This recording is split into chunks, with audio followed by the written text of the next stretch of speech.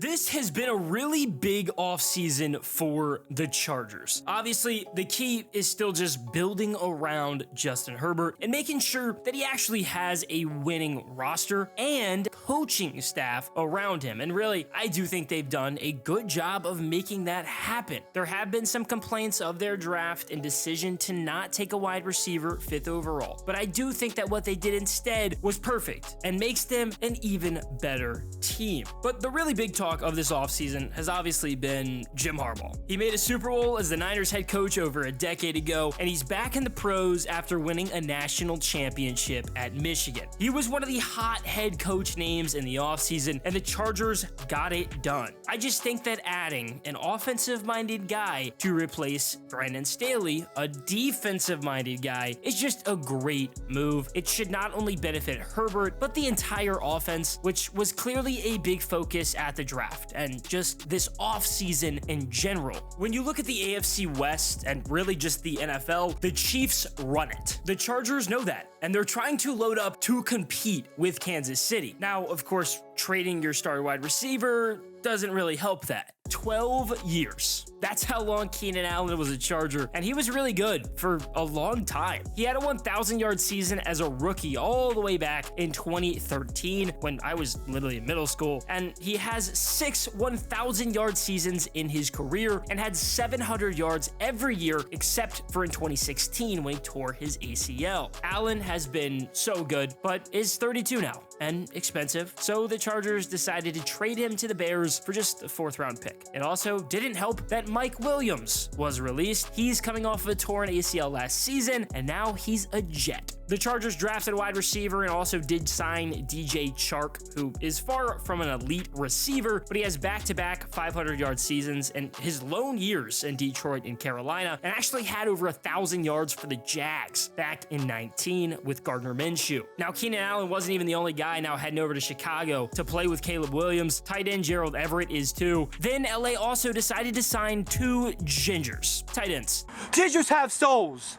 I go to church. I'm a Christian. Will Dissly and Hayden Hurst, who could be impact players. Dissly's a heck of a blocking tight end, and knowing Harbaugh, he obviously is going to want to run the football. Hurst is likely more of the replacement for Everett. They play a lot more similar. Now, he is probably a better blocker than Everett. New Chargers offensive coordinator Greg Roman, who, by the way, everybody absolutely loves in Baltimore, was obviously Jim Harbaugh's brother, John Harbaugh's OC in Baltimore, and GM Joe Horitz was on the Ravens coaching staff that drafted Hurst. The Ravens connections don't even stop there at all, and it's worth mentioning that even past the Roman and Horitz connection, there's obviously Jim and John Harbaugh too. Austin Eckler left for my Commanders in free agency, and so the Chargers had to add at running back and basically just took the Ravens running back room. Touchdown machine Gus Edwards got a 2-year deal fresh off 13 touchdowns last season. They also signed J.K. Dobbins to a 1-year deal. Remember, he had that good 800-yard season in 2020 as a rookie, even though he wasn't even starting. He's had some serious injury issues since, though. Tore his ACL in 2021, and now he's fresh off of an Achilles tear last season. I'm just really hoping he can actually stay healthy. They did also sign Bradley Bozeman, who's a great center from Carolina, and will be good in LA if he plays. That line now has Rashawn Slater with Joe Alt at tackle, which is great, but Corey Linsley has been the guy at center for a long time, and it still feels like there's a really good chance that he retires post June 1st. The Chargers offseason wasn't very flashy, but I think they filled holes that they needed to and made a lot of smart moves, and that carried over to the draft. The Chargers had 9 picks at the draft, including the 5th overall pick. Every receiver except for Marvin Harrison Jr. was still on the board, but the Chargers decided to go with offensive tackle Joe Alt. No, it's not flashy, I know, but he was so good at Notre Dame. He started there as an offensive tackle and tight end, ended up being an All-American in his last 2 years in South Bend, including unanimously last season. This is a guy, he's got football in his blood. stud. His dad, John, played 179 games for the Chiefs at tackle from 1984 to 96. He's in the Team Hall of Fame and was a two-time Pro Bowler. This is just an athletic family too. His brother Mark has even played 20 games in the NHL. Joe Alt is just really good, and I think he's going to be great at tackle for the Chargers. I don't think anyone disagrees with that, but a lot of fans and people in general thought they should have gone receiver there, which I understand, but still, the Chargers didn't completely gloss over that position. They actually drafted 3 wide receivers, even if 2 of them were in the 7th round. The other was 34th overall, Ladd McConkey out of Georgia. This was a super heavy wide receiver draft, especially at the top. A lot of guys went before McConkey, but look, he was really damn good in college. Scout guy in 2020, and then of course went on to win back-to-back national championships in 2021 and 22. He had 450 yards and 5 touchdowns in 21, and then had the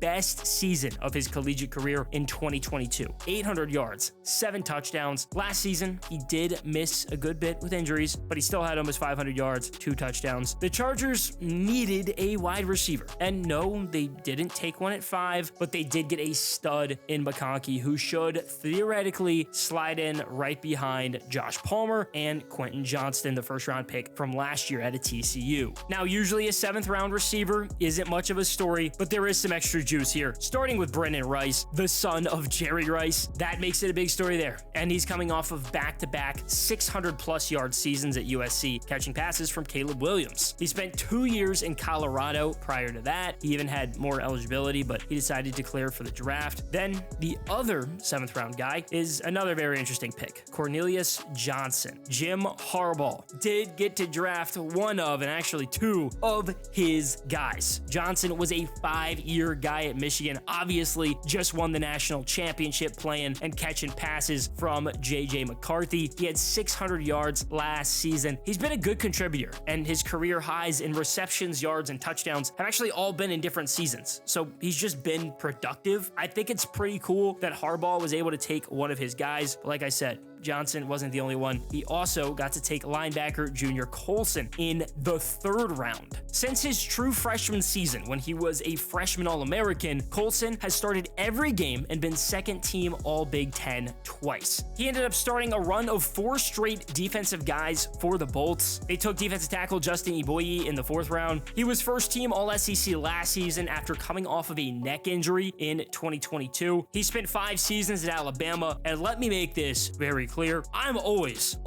for taking a defensive lineman from Bama. Those guys are always just dogs, well taught. I love to see it. Then the Chargers ended up going back-to-back cornerbacks in the 5th round. Maryland's Tareeb Still, who I actually got to see live a couple of times. Me and Darren went up to the 2021 Pinstripe Bowl at Yankee Stadium to watch UMD play Virginia Tech, where I was a student at the time. Still ended up taking a punt all the way back for a touchdown to score the first points of the game, and Tech lost 54-10. We also saw the Terps beat UVA at Maryland. We ended up actually vlogging that, going to 2 games in just 1 weekend. It was super crazy. The other corner was Cam Hart. Funny enough, from Maryland, he was a 5-year player at Notre Dame. He started every game for the first time last season, but did have 2 years of 10 starts before that. The last draft pick I haven't mentioned is Kamani Vidal, the stud running back from Troy. He had over 500 yards in 4 of his collegiate seasons and had 2 1,000-yard campaigns, including last year when he had an insane 297 carries for 1,661 yards and 14 touchdowns. He was a 3rd team All-American and the Sun Belt Player of the Year. Now, I don't think the Chargers had the flashiest draft, I know, but I liked it. I think there was a really big drop-off from the top tackles. So I really actually like the decision to take Joe Alt and then just grab Ladd McConkey in the 2nd. That feels like it's the best option